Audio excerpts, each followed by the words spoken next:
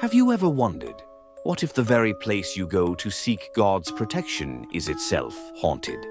England holds a chilling answer. Borley Church, long whispered to be the most haunted church in the country. Its dark reputation stretches back centuries, and those who dare to enter often leave with stories too terrifying to dismiss. But this is not just another ghost story. This is the tale of a nun whose spirit refuses to rest. It begins in the 14th century. Borley was once home to devoted nuns and visiting monks. Among them was one nun, unlike the rest, curious, passionate, human. Against all vows, she fell in love with a monk. Their secret did not remain hidden for long. When discovered, punishment was swift and merciless. The monk was hanged in front of the congregation. And the nun? Her fate was far worse. She was bricked alive within the very walls of the church. Imagine her final cries echoing in the stone, silenced by layers of cold mortar. From that moment, the church was never the same. Strange deaths followed. The priest who condemned her lost everything when his house mysteriously burned to the ground. Families living nearby reported a black-clad figure drifting soundlessly across the grounds. Children spoke of a nun without feet, floating in the moonlight, watching, always watching. But what would you do if the ghost staring at you was one who died screaming for mercy?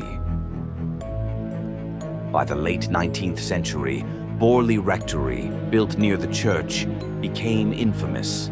Footsteps, phantom knocks, and whispers filled the nights. A skull was discovered during cleaning, its hollow eyes forever open. Investigators soon arrived, among them Harry Price, who claimed the nun herself tried to communicate by writing words on mirrors. Her message was chilling. She wanted release, but would never leave. The rectory burned in 1939. The nun's shadow, however, simply crossed the ruins and returned to her true prison, Borley Church. Decades later, in 1979, Ed and Lorraine Warren arrived. Paranormal legends themselves, they had faced haunted dolls, demonic possessions, and cursed artifacts. Yet, Borley was different. The moment Lorraine stepped inside, she felt it. A presence, cold and heavy, reaching for her soul. A shadow in the shape of a nun appeared, watching silently before vanishing into the altar's darkness. When she told the priest, his face turned pale. He whispered, "If she has returned, it means she has awakened again. And this time she may never leave." That night, Lorraine could barely breathe. The nun's presence clung to her even after she and Ed left. Days later, back in their own home, Lorraine saw her again. The ghostly nun standing in her living room, eyes hollow, habit draped in eternal black. What if the dead could follow you no matter how far you ran? Only after an exorcism did the Warrens find relief. But relief is not the same as closure.